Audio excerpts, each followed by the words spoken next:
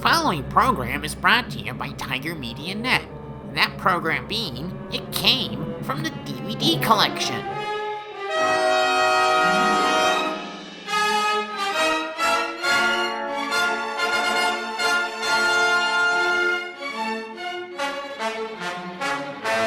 Hello and welcome to the podcast. My name is John Billinger and this is... I'm Connor Keating. Yep, and we're not the only ones in this building at 9:37 at night. There's some other guy that came in and... Scared the crap out of John. It was funny. Well, it's just kind of like... I laughed. I kind of assumed that we're like the only ones here. And then like some guy was like, hey, hi, how are you guys doing today? Anyway, tonight rather... I hope he heard that. He's in the next room. He's fine. Anyway, today we will be reviewing The Invisible Man Returns, which is the 1940 sequel to The Invisible Man, which was made in 1933, which we previously reviewed way back in February, I believe. It's got like the least amount of views of any of our reviews. That is sad. Well, for all you new... Ape vs. Monster surpassed it. For all you new listeners, you should definitely give that video a watch. All two of them. Yeah. All two of our regular listeners. I'm sure we have more than that. We have 20. Probably. Yeah, pretty much. Hi, Mom! Yeah, not even my parents listen to this show. Your parents don't watch this show. Yeah. They don't love you. Sorry, Mom. She's not listening. Anyway, so what were your thoughts on the original Invisible Man? It was pretty good, actually. I really liked it. It's a fun, goofy in a intentional way. It's just like a fun, creepy movie about a guy that turns invisible and goes crazy. Yeah, and I always thought it was one of the best of the Universal monster films, and I think the 1940 sequel is one of the best sequels to any of the Universal Monsters sequels. Yeah, of the three Universal Monsters sequels I've seen, I'll agree. Well, what are the other two that you've seen? The two Creature films. Yes, Revenge of the Creature and The Creature Walks Among. How would you rank them? Like all of them? Yeah, all of them, from like worst to best. Honestly, I would probably say at the top is Invisible Man, then the Invisible Man Returns. Then Invisible Say Man the Returns, full title. And then Creature, and then Revenge of the Creature, and then Creature Walks Among Us. So pretty much just in release order. Just Invisible Man, then Invisible Man Returns. Yeah, and then all the Creature films in release order. Wow, that's something. Well, you heard it here. Connor says that The Invisible Man Returns is better than The Creature from the Black Lagoon, which is one of the main canonical Universal monster films. That's like one of the 8 that always gets re-released. Yeah. The other 7 are Dracula from 1931, Frankenstein, The Mummy, Invisible Man, of course. Wolfman? Yeah, Wolfman, Bride of Frankenstein, and for some reason, the 1943 version of The Phantom of the Opera, for some reason, even though that one's not that good. It does have great color photography, but we're not here to talk about that film, and nor will we ever really be here to talk about that one. We're here to talk about The Invisible Man. So, did you like the sequel, huh? Yeah, I did think that it was a pretty good movie. Yeah. I like that it, it's not a retread of the original. It's a very, it keeps all the same sort of rules. You kind of told me that like the sequels, as they go on, they just shy away from the rules of the invisibility. We'll talk potion. About that later. Yeah, but this one kind of keeps those rules, but still does something new, unique, and interesting with the story. Yeah. And now for a little bit of background on this movie. You see, in the late 1930s, 1936, horror films took a bit of a hiatus because of new censorship laws and all that. And then in 1938, they re-released Dracula, Frankenstein, and King Kong on the big screen, and it was a huge hit, and that inspired Universal to get back into the monster movie making thing, and they made Son of Frankenstein in 1939. That was a huge hit, and they were like, all right, we gotta make more of these. We gotta make more sequels, just pump them out at a very fast rate. And so we had 1940's The Invisible Man Returns as the next one. And it was one of the early starring roles for Vincent Price, who is the Invisible Man in the film. And apparently, a bit of a trivia fact, but the director of this movie was a German guy named John May, I think. And he could not speak a word of English. So Vincent Price had to translate his directions to the rest of the cast members. Which, could you imagine that? That would be... Yeah, you're essentially being directed by this young, upcoming actor who, like, how many films roughly had he been in at this point? I don't know. Probably about a dozen.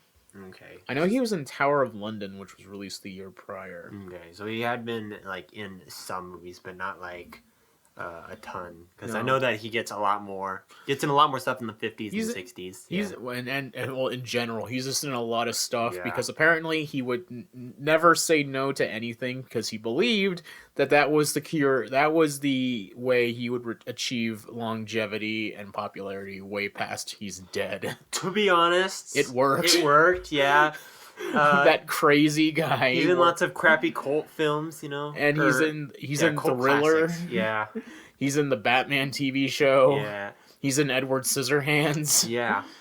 He's in a number of Elvira's movie Maverick. I think he's in a number of Macabre, sorry. Or who's the guy that passed away recently? Roger Corman. Yes, I'm pretty sure he's in a number of Roger Corman films. Okay, I thought you were thinking about he is in a lot of Roger Corman films. I thought you were going to say Chris Christopherson or something. I don't know who that is. Wow.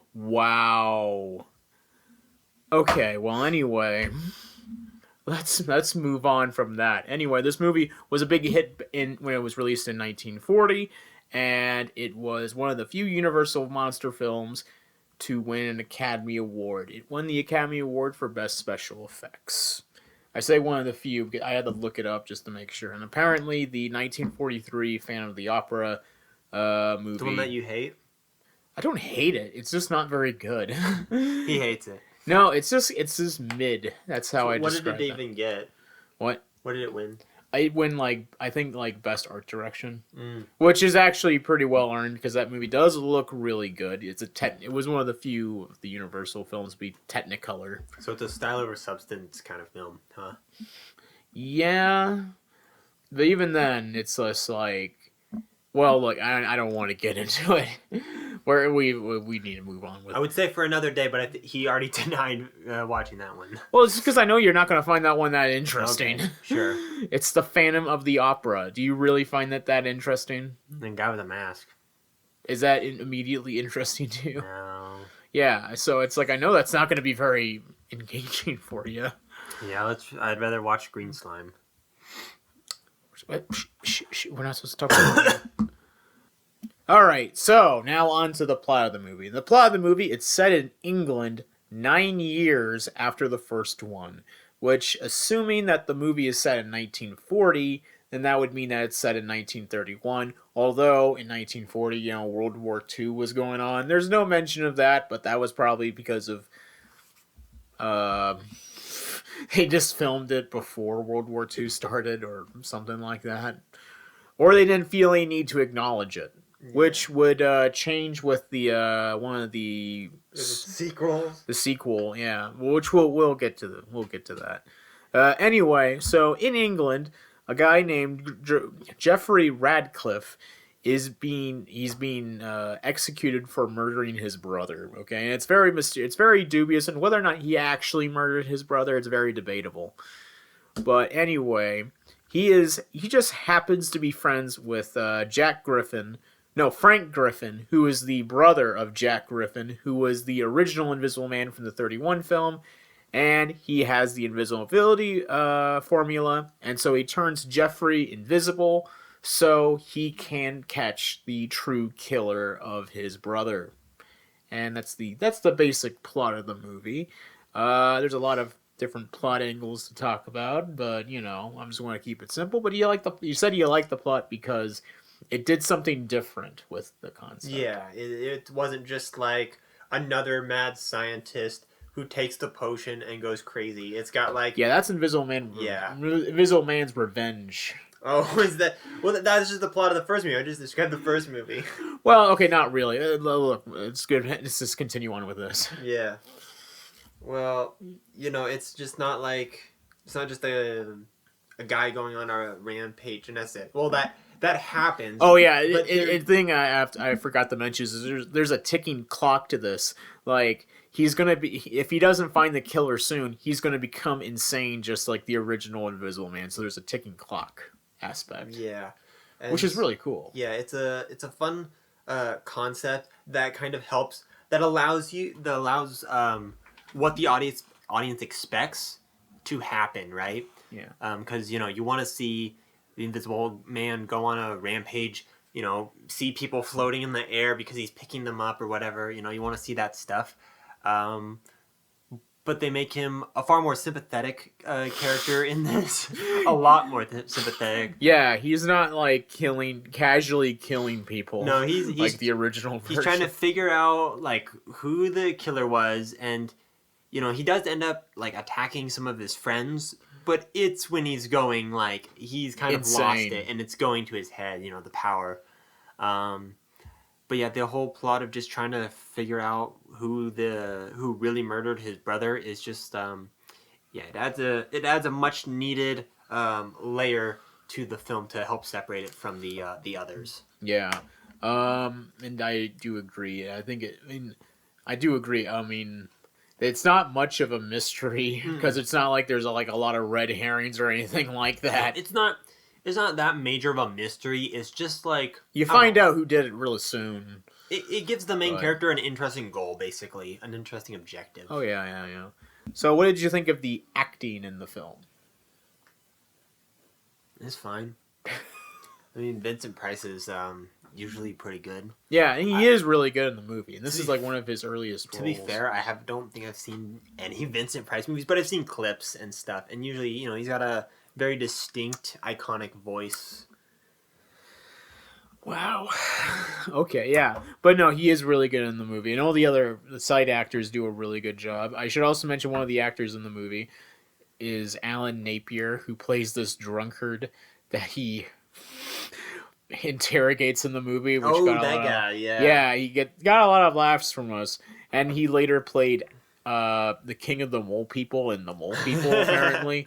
And I've never seen The Mole People. I have. It sucks. we need to do it one of these days. Yeah, he's like, oh, there's an actor in here who you're gonna recognize, and I'm trying to figure out like, is it this old guy who's the paleontologist from Beast from 10,000 Fathoms? It is that guy. Well, I thought you were pointing out the Mole People guy, the drunk guy. Yeah.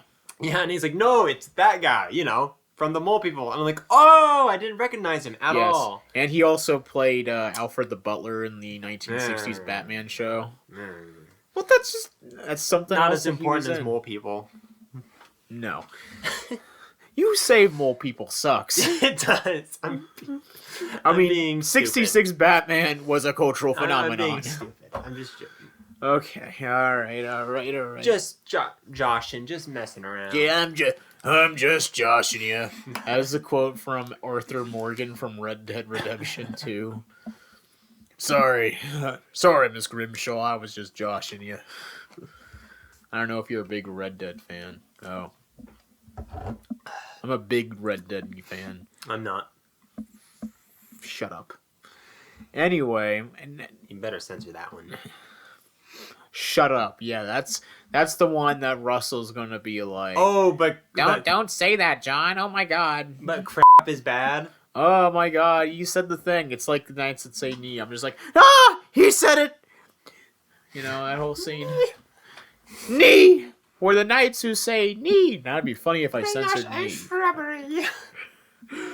We demand a shrubbery, and then you must catch a herring. Okay, anyway, let's talk about the effects in the movie next. The effects are really good in the movie, and I do think in some ways it is an improvement of the original film. It's a drastic improvement over the original. Yeah, of course they had like 7 years to improve upon it. And as stated earlier, unlike the original movie, it won Best Special Effects. The original film didn't have that category. They didn't have the category for Best Special Effects in 1933. And it probably would have lost to King Kong. Yeah. I mean, it's hard to beat King Kong, but I mean, both of those movies are amazing effects anyway. Mm-hmm. And The Invisible Man Returns also continues that. It's John P. Fultron doing the effects, and big major effects legend in Hollywood. He also did the effects for The Ten Commandments, pretty big movie. So it's just a great talent. There are some shots that don't look as good. I think you pointed out the one where he just looks like an overlay or something. Yeah, he's like walking in front of the crowd. He's shuffling through the crowd, and he's like if you imagined like him being filled in, you can tell that he would be like walking on top of these people's like ankles. But like most of the invisibility shots look pretty good. I think the one where you see like through his eyes, that one doesn't quite work. I think that one's pretty good actually. I remember the original. They didn't do that. Yeah, you just saw right through the wall. Yeah.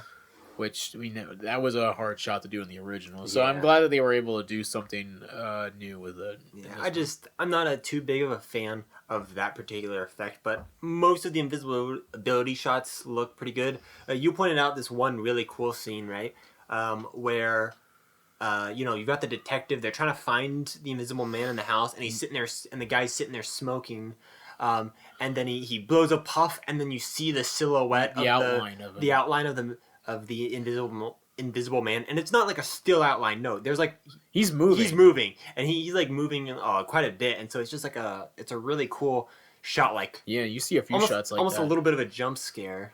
Yeah. They even do that effect again when he's outside when it's raining. It's a really cool effect, and I imagine it would have been pretty hard to do back in the day. I mean, nowadays CGI that stuff. I think by far the most impressive effect is probably the ending shot. I don't know if you want me to spoil that. Yeah. It's a movie is like 83 years old. Well, there's a cool shot. It's almost foreshadowed when we see this like it's a pretty crappy effect. It's foreshadowed by a crappy effect where you see like this invisible guinea pig that the guy's testing on. It turns into a skeleton, and then just like the guinea pig appears on top of the skeleton. But then for the finale, you've got this really cool scene where you've got like the guy's blood veins, and then you've got like his like nervous system, and then you've got all the muscles start building, and then eventually it all builds and like fades into the face in like a very not like how you might imagine it, where you might imagine just like the fading in that usually happens in these movies. It looks a lot more like it's a lot slower, more natural. I imagine it probably would have been pretty gruesome to audiences back then. They'd be like, "Oh, muscles!" I mean, it would have been pretty frightening. Well, next, before we go, I kind of want to give you a brief overview of the sequels. Because there were a lot other Invisible Man sequels after this. This is just going to be a quick rundown. I don't know if we're really going to watch every single sequel. I'd like to do other Invisible... The only one we may do is obviously The Invisible Woman, but... Or Invisible Agent. The Invisible that Woman. One sounds kind of interesting. You have to admit, that one sounds kind of interesting when I told you about it last night. He fights the Nazis. Okay, so... Anyway,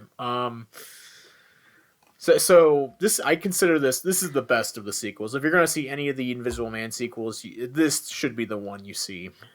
But anyway, after that, the same year, in 1940, they rushed out The Invisible Woman, which is not a monster movie, not a horror movie. It's a comedy.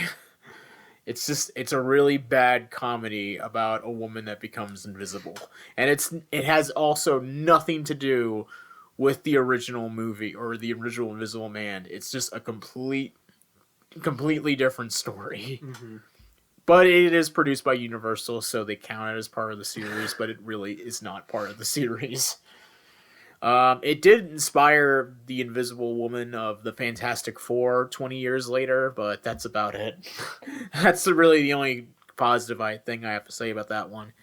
And then after that one, there was 1942's Invisible Agent, where a relative of the original Invisible Man, is drafted by the United States Army to use the invisibility formula to fight the Nazis. So he becomes invisible and smuggles himself behind enemy lines in Germany.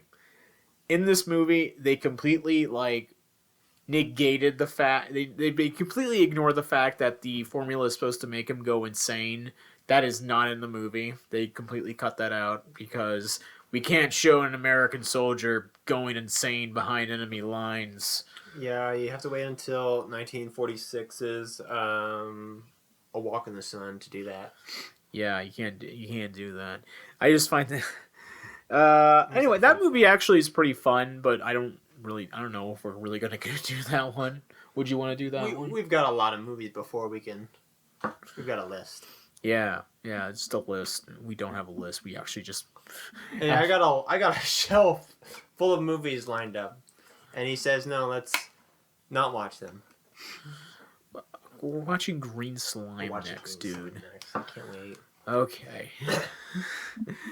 But anyway, and then after that one, there's The Invisible Man's Revenge, which is about a guy named Griffin.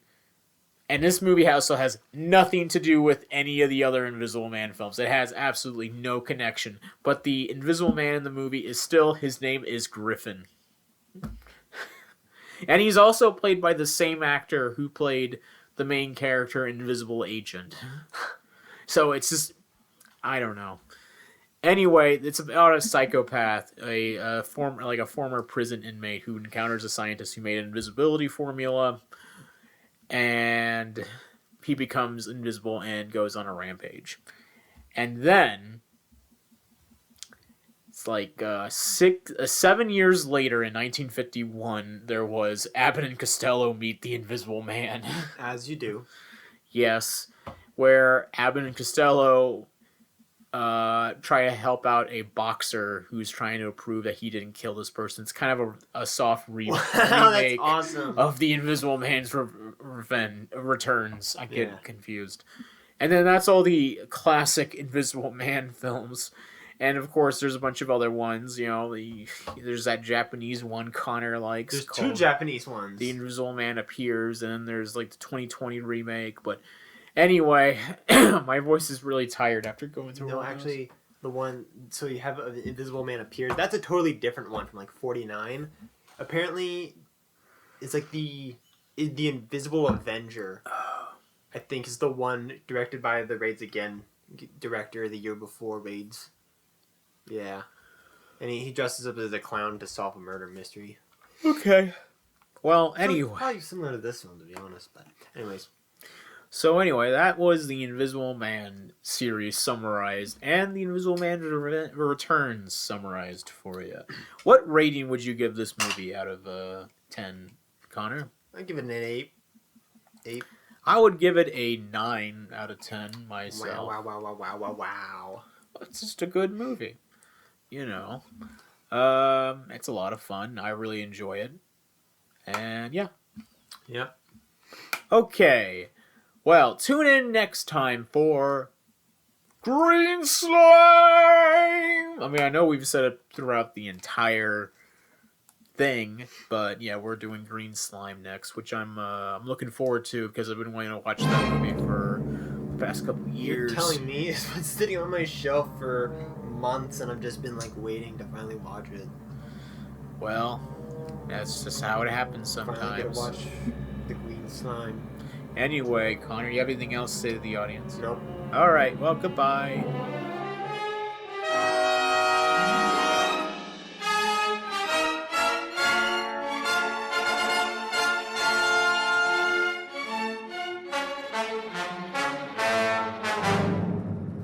It Came from the DVD Collection was hosted and produced by John Billinger and Connor Keating. The movie covered The Invisible Man Returns is the property of Universal Studios. This has been a Tiger Media Net production.